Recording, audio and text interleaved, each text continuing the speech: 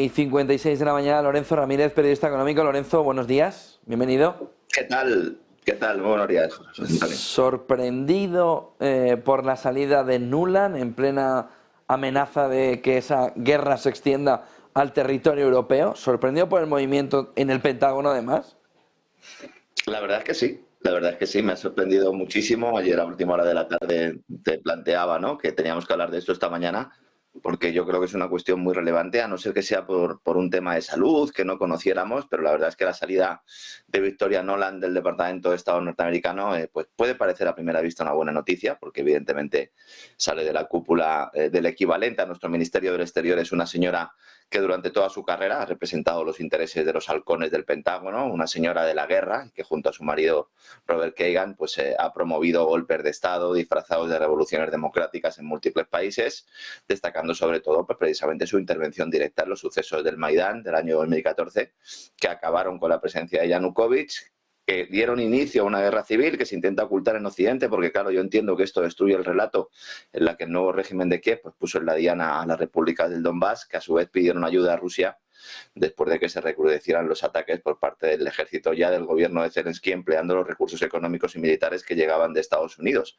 En una primera impresión, la salida de esta señora de forma precipitada antes de que se celebren las elecciones norteamericanas, porque evidentemente podía haber esperado, ¿no?, que llegaran los comicios, podría darnos esperanzas de que el Departamento de Estado de Blinken levante la presión sobre sus súbditos europeos y se evite esa escalada diabólica que está liderando Macron y de la cual pues estamos informando o estáis informando en este canal como ninguno, ¿no? Pero lo cierto es que los sustitutos que van a ocupar su lugar forman parte también de ese grupo que algunos denominan Estado profundo y que actúan como peones intercambiables, porque el hombre que entra ahora con carácter interino a la subsecretaría de Estado es un tipo que se llama John Bass, que es un diplomático de carrera que protagonizó la abrupta salida de las tropas norteamericanas de Afganistán, siendo el supervisor de aquel desastre que dejó en manos de los talibanes montañas de armamento y que se produjo en medio de un atentado del Estado Islámico del ISIS que parecía actuar a favor de intereses norteamericanos. Lamentablemente, como suele suceder casi siempre que actúa este grupo terrorista en Oriente Medio, el caso de Siria es evidente, pero también en Afganistán, ¿qué sentido tenía cometer un atentado cuando se estaban yendo los americanos, ¿no?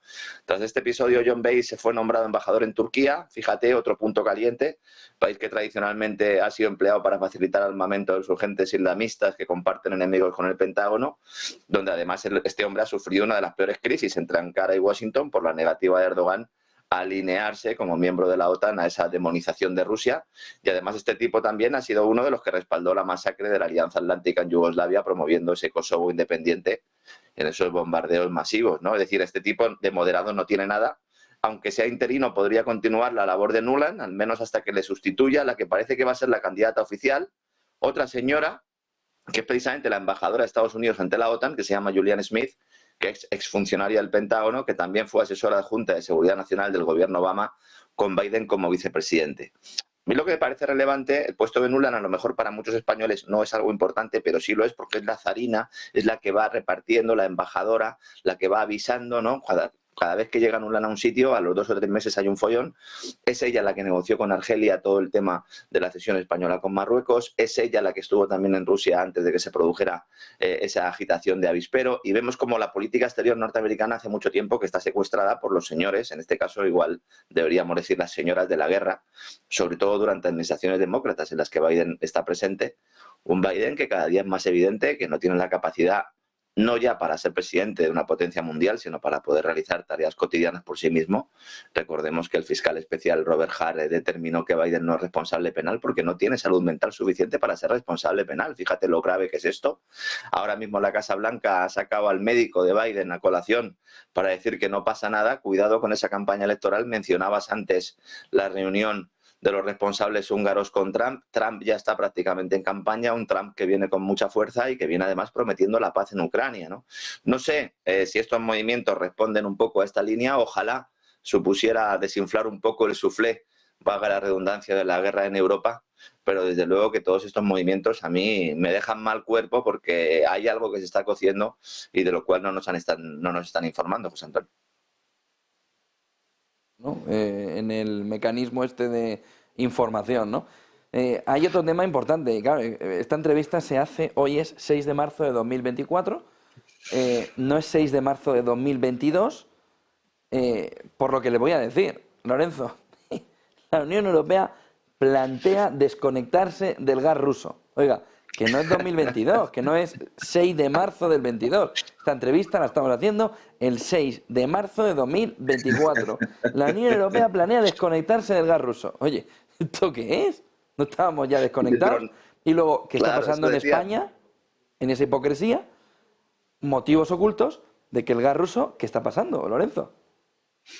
A ver, hay poca gente que sepa, el gas ruso sigue llegando a Europa a través de Ucrania. Hay poca gente que sepa esto y Ucrania está cobrando una comisión precisamente por esto. O sea, es increíble, ¿verdad, señores? Pues es increíble. ¿Qué es lo único que sucedió? Lo único, entre comillas, que se voló Nord Stream, entonces al destruir Nord Stream por ahí ya no podía llegar el gas por tubo. Entonces hubo que comprarlo gas natural licuado. Y nos decían, no, pero a los rusos no se lo vamos a comprar. Claro que se lo compramos a los rusos. Se lo estamos comprando a los rusos, se lo estamos comprando a los norteamericanos, se lo estamos comprando a los catarís. Y lo de España es de aurora boreal. Porque España se presenta a Teresa Rivera en el Consejo de Ministros de Energía de la Unión Europea, es que, de verdad, realmente es muy grave, ¿no? Lo que pasa es que nos tenemos ya que reír, porque es que si no, es para suicidarnos. España lidera una ofensiva diplomática en Bruselas para que los países europeos se desconecten del gas ruso y España es uno de los países que más gas compra a Rusia. De hecho, el año pasado se dispararon las importaciones de gas ruso, de gas natural licuado, un 30% el pasado año. Entonces se reúnen allí los ministros de Energía, tratan esta cuestión, como es evidente no hay unanimidad a la hora de tomar la decisión de prohibir las compras de gas por una razón muy sencilla, porque Europa necesita el gas ruso y porque lo va a necesitar mucho tiempo. ¿Por qué? Y esto no se habla porque no conviene. La nueva taxonomía, aprobada precisamente por estos ministros de Energía hace un par de años para la denominada transición energética, plantea que el gas es la fuente de respaldo preferida, favorita para garantizar la generación eléctrica cuando las fuentes renovables no sean capaces de cubrir la demanda. Porque hay días en los que tenemos mucha eólica, tenemos muchas solares, perfecto. La solar por la noche tiene una cosa muy mala y es que por la noche no hay sol y por lo tanto no se puede generar energía. Y entonces hay momentos en los que puedes tener un problema de demanda, de oferta, perdón. ¿Y ese problema cómo lo solucionas? Pues lo solucionas con energías, en este caso los ciclos combinados, también la energía nuclear, pero fundamentalmente gas. Entonces, evidentemente, no va a haber una prohibición de compra de gas ruso. Entonces dicen, no, vamos a recomendar que no se compre gas ruso, amparando bajo un paraguas europeo las decisiones que tome cada país al respecto, aunque en cualquier caso no son los Estados miembros, y esto introduce otro elemento más, sino las compañías y comercializadoras privadas las que celebran esos contratos. Es decir, España no firma un contrato para suministro de gas, lo firma Naturgy. Entonces, ¿qué va a hacer el gobierno? ¿Va a controlar también lo que haga Naturgy? Entonces, la idea es que en el futuro, y esto tampoco se nos está contando, sea Argelia el país que suministre gas a Europa a través de Italia, dejando a España fuera de la ecuación. Mientras gasta tiempo, dinero, recursos en una infraestructura para el hidrógeno verde que no está muy claro ni cómo se va a financiar, ni qué clientes tendrá, ni siquiera si se va a construir. Porque Alemania prefiere la vía italiana, confirmando una vez más que el gobierno español no está jugando bien sus cartas en materia energética y que está desaprovechando la oportunidad que le da su conexión con Argelia por gasoducto. Antes teníamos dos, ahora uno, porque claro, como cedimos el Sáhara Occidental, cerró Argelia el gasoducto del Magreb. Bueno, es peor porque le estamos mandando nosotros gas a Marruecos a través del Magreb en lugar de recibir el gas argelino a través de ese gasoducto que pasaba por territorio marroquí. Nosotros tenemos terminales de regasificación, pero no tenemos plantas de licuefacción. Si las construyéramos, seríamos una potencia gasista. Claro que para ello debería dejar de ponerse de rodillas el gobierno español ante Marruecos, dar marcha atrás en la cesión del Sáhara Occidental al reino alauí, decisiones que, como comentábamos el lunes, le han vuelto a enfrentar con el gobierno argelino. Y luego, respecto a la cuestión del gas, hay otro punto importante. La razón fundamental por la que Estados Unidos ha decidido reducir o limitar sus exportaciones de gas natural licuado a Europa no tienen nada que ver con el medio ambiente, como defiende la Casa Blanca. Tienen dos objetivos. En primer lugar, garantizar el suministro interno del propio Estados Unidos para que no se les disparen los precios, especialmente cuando faltan pocos meses para las elecciones. Y más importante, presionar el precio al alza porque Europa ha llenado los almacenes de gas temiendo que Rusia dejara de venderle el precio de hidrocarburos. Esto es lo que no nos contaban. No es que nosotros le fuéramos a dejar de comprar, es que a lo mejor Putin decide dejar de vender. Y en algún momento puede determinarlo, ¿no? De momento no le conviene, pero puede llegar un punto en el conflicto en el cual él ya tenga orientada toda su demanda, ¿verdad?, a China, a otros países asiáticos, países BRICS, y que no quiera venderle a Europa. Y ese es el tema y ese es el problema. Rusia ha seguido vendiendo, Europa comprando, lo que sumado a un invierno menos frío de lo habitual ha motivado que el precio del gas se haya desplomado. ¿Y esto a quién no le conviene? A los exportadores norteamericanos, que necesitan que suba el precio para poder rentabilizar las millonarias inversiones. Con lo cual yo le preguntaría a la señora Teresa Rivera, ¿Usted está defendiendo los intereses españoles o está defendiendo los intereses norteamericanos? ¿Para quién trabaja usted, señora vicepresidenta del Gobierno, vicepresidenta de Transición Energética? ¿Está trabajando usted para los halcones de la Casa Blanca? Esos que querían agitar el avispero ucraniano para provocar, entre otras cosas, una crisis energética en Europa que hiciera indispensable el gas norteamericano. ¿Por qué Estados Unidos se puso en el año 2019 a construir plantas para exportar gas natural licuado si nadie iba a necesitar el gas natural licuado norteamericano? A lo mejor tenía mucho que ver el informe de la corporación RAND titulado Estresar y desequilibrar a Rusia, un informe que esta mañana precisamente volví a revisar, José Antonio. Se está cumpliendo paso a paso. En su capítulo 8 especifica la importancia de intensificar los ejercicios militares en Europa. Algo, pues, como vemos también, se está produciendo en estos momentos. Esto es una guerra que va mucho más allá, ¿no?, de lo que tenemos delante de nuestras narices, y es complicado de verdad saberlo, pero bueno, para eso hay que tener voluntad, ¿no?, para conocer las cosas, José Antonio, y explicarlas. El otro punto fundamental que nos ha venido a la actualidad y que ha pasado un poco así de refilón es todo el tema del Banco Popular, aquí en España. Caracho, BCE, Banco de España no están dentro del lío, aunque son los que estuvieron en el momento de que aquello valía 1 euro. 1 euro todo, no 1 euro la acción, ¿eh? 1 euro más la deuda, ¿no?, decía el Banco Santander. Dice, no, nosotros lo hemos comprado por 1 euro más la deuda. Ya, bueno, pero luego habéis hecho una ampliación de capital amparada por el Banco de España, ¿no?, para poder cubrir ese agujero.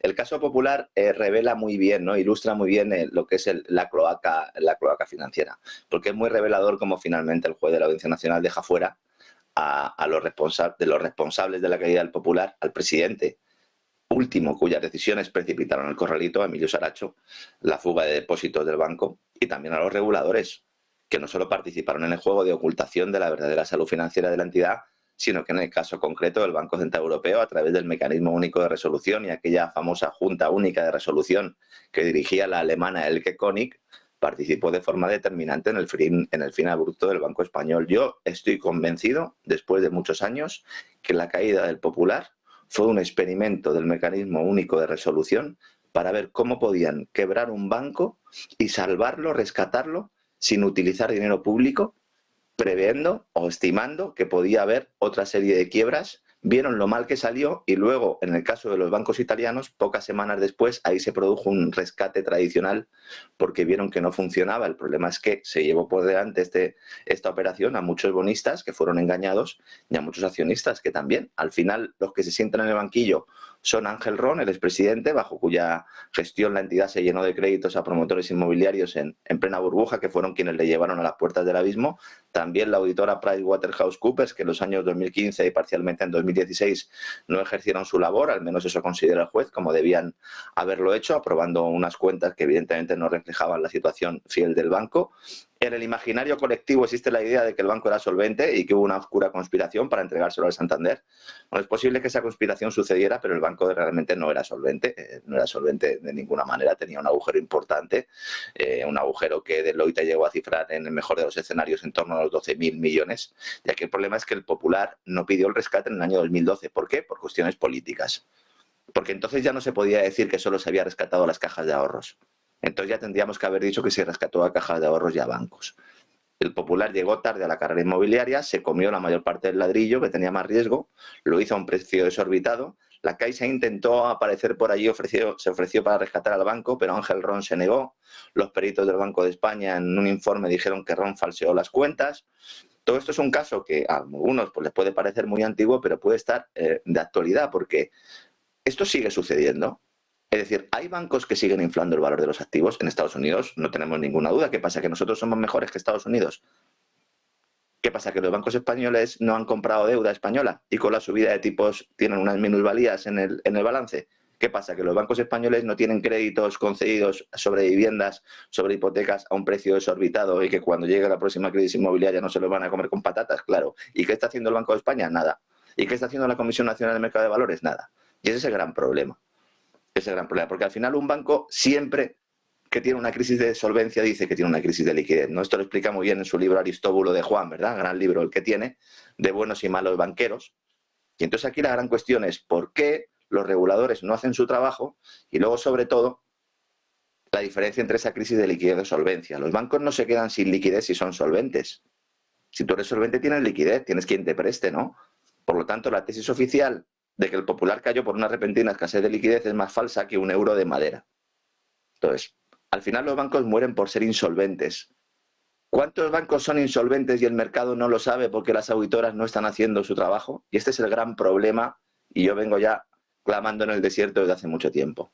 Es imposible saber que un banco va directo a la insolvencia porque pueden falsear sus cuentas con el conocimiento y en algunos casos incluso la ayuda del regulador, con el conocimiento y en algunos casos incluso con la ayuda de la auditora, hasta que llega el momento en el que cierra sus puertas dejando accionistas y bonistas con una mano delante y otra detrás. Bueno, pues lo que tenemos que reclamar es a los reguladores que hagan su trabajo y a los auditores también. Problema que los auditores, cuando no están auditando a una entidad, en muchos casos les están dando otros servicios profesionales, con lo cual ahí hay un problema grave, ¿no?, de conflicto de intereses que hasta que no se solucione, pues seguiremos teniendo quiebras y seguiremos teniendo problemas en las cuentas de los bancos y también de otras grandes empresas, José Antonio. Más, hemos puesto esta mañana un par de gráficos sobre el desempleo en España y sobre el desempleo juvenil por encima del 28%. En todo vamos a la cola, menos en el desempleo juvenil, que vamos a la cabeza, 28%, por encima de todos. No hay más desempleo juvenil ahora mismo que en Europa, según Eurostat. Y aún así hay una percepción muy clara de que hay un movimiento de maquillaje para esconder lo que ahora mismo empieza a ser un problema en el empleo en España, pero escondido con que si fijos discontinuos, que ayer no se quiso además contestar sobre ese detalle en concreto en la rueda de prensa. ¿Qué es lo que está sucediendo, Lorenzo?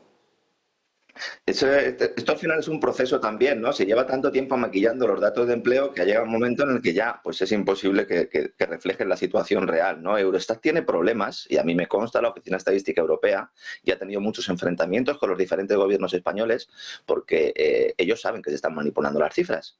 Y entonces los datos de seguridad social y sobre todo de paro registrado en las oficinas de los servicios públicos de empleo del antiguo INEM, Eurostat no los tiene en cuenta. Eurostat solo tiene en cuenta la encuesta de población activa del INE, que a pesar de ser una encuesta es más fiable porque no está maquillada, por lo menos no está tan maquillada como el resto. Nos dicen que febrero ha sido un mes muy bueno para el empleo. He llegado a leer que es el mejor febrero de los últimos 16 años.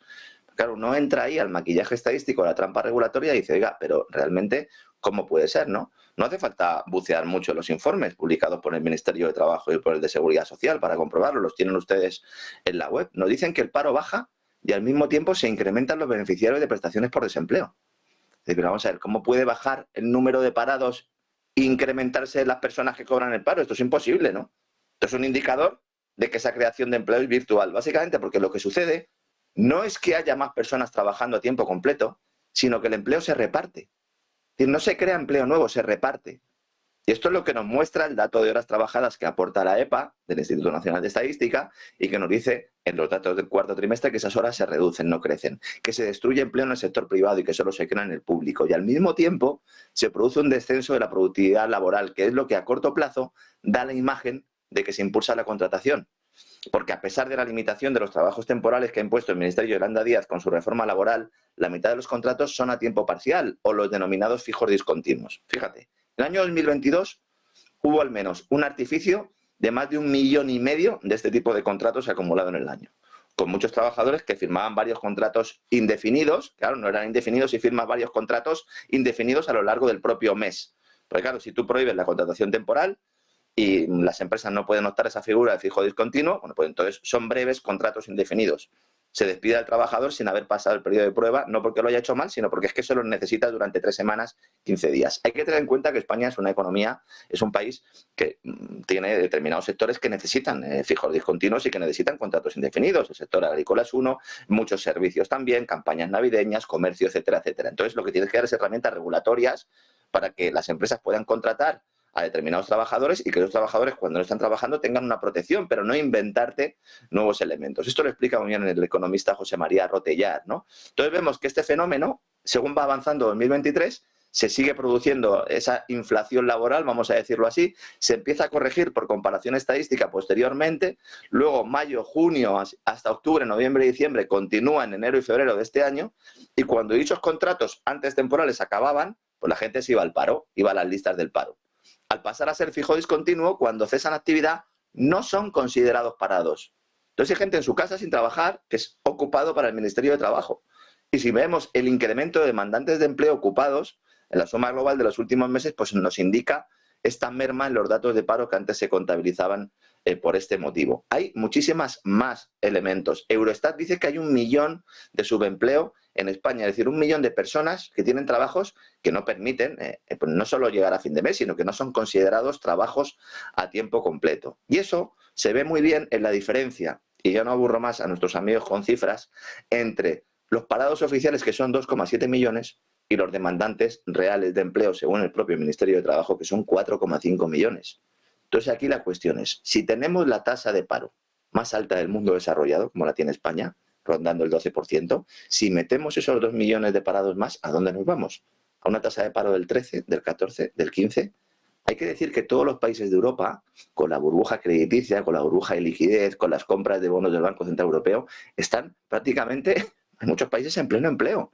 Alemania, a pesar de la crisis que tiene, está prácticamente en pleno empleo. ¿Qué va a pasar cuando llegue la recesión? ¿Qué va a pasar con el mercado laboral español? Pues lo que pasa siempre, José Antonio, que nos iremos a tasas del 20%. Y entonces, pues como siempre, nos buscaremos algún enemigo. No sé, a lo mejor esta vez el enemigo o el responsable del paro en España pues es Vladimir Putin. Yo ya me creo cualquier cosa, de luego. Muchísimas gracias por toda esa fotografía. Lorenzo Ramírez, buen día y buen negocio. Igualmente, un abrazo, José Antonio.